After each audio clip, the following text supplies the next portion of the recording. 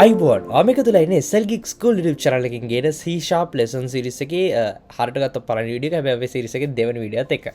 ඉතින් අද අපි කතා කරලා සුදුරගෙන කොහොමද C# අපි කෝඩ් කරන්න සහ අපි පොඩි ප්‍රෝග්‍රෑම් එකක් ලියන්න සහ බේසික් දේවල් කීපයක් දැනගන්න තමයි මේ වීඩියෝ එක සකස් කරන්නේ. ඉතින් C# ලියන්න අපිට ප්‍රධාන විදිහට ඕනේ වෙන්නේ .net කියන එක. .net කියන එක සමහරකට අහලා තියෙන Windows use කරලා තියෙනවා නම් මේ .net එක උඩ තමයි සම්පූර්ණයෙන්ම .net core එක උඩ තමයි මේ C# කියන එක රන් වෙන්නේ. ඉතින් මේ ගැන එච්චර ලොකුවට හිතන්න යන්න එපා. නමුත් තේරුම් ගන්න මේ අපිට මේ programming languages වලට යම් දුරකට අපිට අපේ කම්පියුටර් යම් දේවල් හදාගන්න සිද්ධ වෙනවා. ඉතින් Visual Studio community version එක use කරනවා නම් මේක install කරද්දී ඔයාලට හැකියාව තියෙනවා. මම පළවෙනි description එකේ link එක දාලා තියන්නම්. මෙතනදී ඔයාලට හැකියාව තියෙනවා download කරගන්න. download කරගනිද්දී download කරලා install කරද්දී වගේ දෙවෙනි part වගේ අහනවා .net core එක install කරන්න. මේක install කරන්න ඕනේ. එහෙම නැත්නම් ඔයාලට පුළුවන් .net SDK එක download කරගන්නත් පස්සේ normal Visual Studio එකටම use කරන්න. ඉතින් Visual Studio එකට ගිහිල්ලා ඔයාලට පුළුවන් Visual Studio එකේ extension වල search කරන්න C# කියලා. මෙතන C# කියලා search කරාට පස්සේ ඔයාලට පුළුවන් එතනදී extension එකක් එනවා මේක install කරගන්න. ඊට පස්සේ එතනින් එහාට ඔයාලට කිසිම ප්‍රශ්න නැතුව use කරන්න පුළුවන්. ඉතින් ඔයාලට Mac වල ඉන්නවා නම් ඔයාලට Mac වලටත් මේක download කරන්න පුළුවන්. කොහොම links මම පල්ලා description එකේ දාලා තියෙනවා. හැබැයි මම මේ වීඩියෝ සීරීස් එක පුරාටම use කරන්නේ repl IT එක. repl IT එක මම use කරන්න හේතුව තමයි මොකද මට ගොඩක් consistent විදියට ඔයගොල්ලන්ට වීඩියෝස් අරන් ගන්න පුළුවන්. ඊටත් අමතරව මට මම repl IT use කරන්නේ මට මේ setup එක හැමෝටම කරන්න කියන්න බෑ. සමහරකට මේක අමාරු වෙන්න පුළුවන්. නමුත් repl එක පාවිච්චි කරලා මේ වෙලාවට තියෙන වැදගත් දේ තමයි මේ language එක ඉගෙන ගන්න එක. ඉතින් ඒක නිසා ඔයාගේ development area එක හදන්න කලින් අපි මුලින්ම repl IT එකෙන් මේ වැඩේ පටන් ගමු. මේකට ප්‍රධානම හේතුව තමයි මෙතන ඉන්න බොහෝමයක් දෙනෙක් මම විශ්වාස කරනවා C# ඉගෙන ගන්න ගොඩක් වෙලාවට academic purposes වලට කියලා උදාහරණයක් විදිහට degrees වලට foundation programs වලට කියලා. මේකත් එක්ක කොහොමද දෙන්නේ focus කරන්නේ තමන්ගේ academic දේවල් ඉතාම පහසුවෙන් කරගන්න එක. ඒක නිසා මම හිතනවා repl IT ගොඩක් පහසුවක් කේවි කියලා. ඕගොල්ලන්ගේ request අනුව මම advanced C# lesson series එකක් අවශ්‍ය නම් ඉස්සරහට කරන්නම්.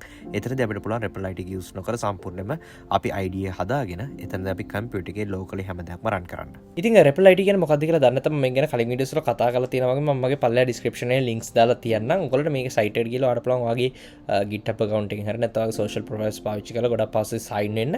ඔයාලට මේ website එකේ side එකේ බලා ගන්න පුළුවන් මේ වගේ plus icon එකක් තියෙනවා. මෙන්න මේක උඩට ගියාට පස්සේ ඔයාලට පුළුවන් repl එකක් create කරන්න. මෙතනදී ඔයා C# කියලා search කරාට පස්සේ ඔයාලට මෙන්න මේ විදිහට C# කියලා පෙන්වන language එක දැන් ඔයාලට පුළුවන් repl එක create කරන්න. මෙච්චරයි මාර ලේසි ලොකු දෙයක් කරන්න නෑ. ඔන්න අපිට integrated development environment එකක් එහෙම නැත්නම් IDE එකක් මේ විදිහට සකස් වෙලා තියෙනවා. හරි. දැන් ඔයාලට මේක පොඩ්ඩක් බැලුවමට ඔයාලට පේන සමහරකට මේකේ font එක නම් පොඩ්ඩක් විතර පොඩ්ඩක් නෙමෙයි ගොඩක් පොඩි. මම මේක පුළුවන් තරම් උත්සාහ කරන මේ වගේ ගන්න.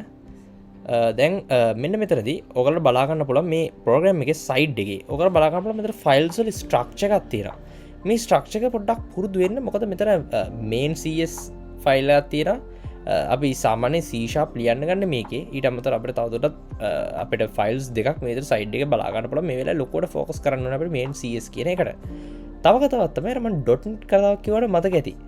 දැන් මේ අපිට මේ දීලා තියෙන සාම්පල් ප්‍රෝග්‍රෑම් එක අපිට මේ run button එකට press කරලා මේක run කරන්න පුළුවන්. හැබැයි මෙහෙම press කරාට පස්සේ අපිට පේන්නේ .net run කියලා එකක් වැටෙනවා.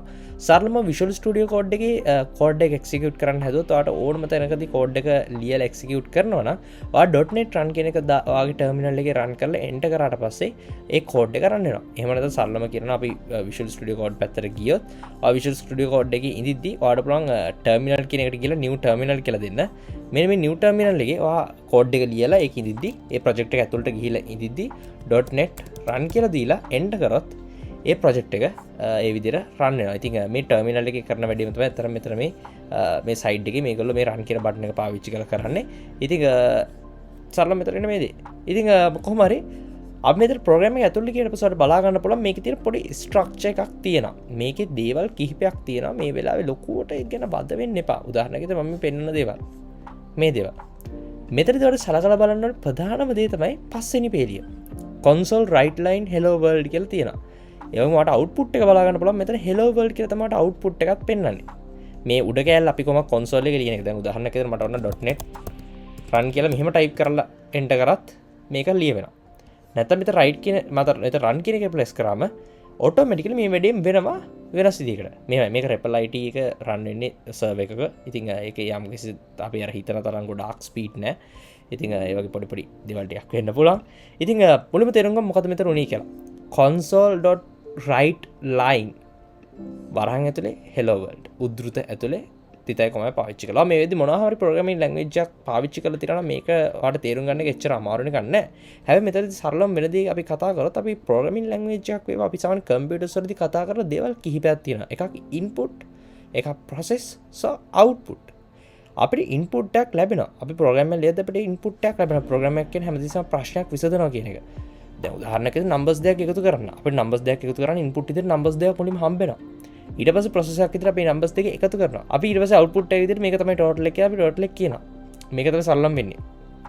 මෙතන බලන්න මොකද වෙන්නේ කියලා. මෙතනත් අපි මේ ප්‍රෝග්‍රෑමේ ඉන්පුට් එකක් නැහැ, ප්‍රොසෙස් එකක් නැහැ, හැබැයි අවුට්පුට් එකක් විතරක් තියෙනවා. ඒ අවුට්පුට් එක කරගන්නේ console.writeLine කියන එකෙන්.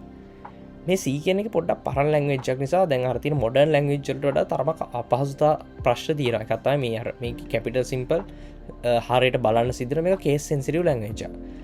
අපිට දැන් මෙතන සරලවම මේ මෙතන මේ කන්සෝල් ඇප්ලිකේෂන් එක තමයි මේ විදිහට හදන්නේ. එතකොට අපිට මේ කන්සෝල් එක ඇතුළට අපි එක එක දේවල් ඉන්පුට් අවුට්පුට් කරගන්න එක තමයි දැන් අපි මුල් කාලේ ගොඩක් කරලා උත්සාහ කරන්නේ. ඉතින් ඒ අනුව console.writeLine ඒ කියන්නේ ලයින් එකක් අපි ලියනවා කන්සෝල් එකේ hello world කියලා.